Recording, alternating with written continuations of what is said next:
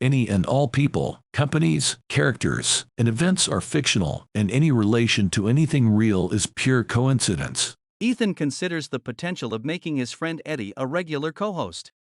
He even makes the light-hearted suggestion that Eddie receive an appearance on OnlyFans, but immediately adds that it was simply a joke.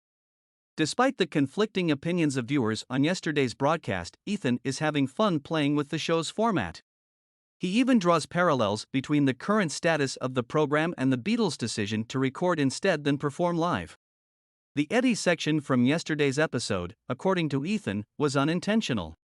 He had first intended to leave Eddie outside for a bit too long in order to see Eddie's response. Eddie was still chatting when Ethan left to use the restroom, so he chose to continue.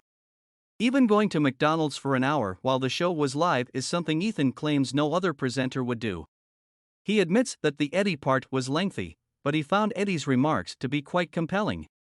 Ethan also responds to a post on the subreddit that distributed screenshots and an audio recording of Eddie and a friend's private conversation. Ethan thinks people worry too much about it and finds it odd and silly. He concedes that there are some residents of the neighborhood who are lifeless, without social graces, and view everything as a farce. Despite this, Ethan considers the fact that viewers care so much about the show to be flattering. Ethan asks for suggestions for the next course of action as the episode goes on.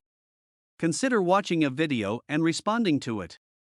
Ethan talks about the chat as well as his efforts to keep it out of his mind while presenting the show.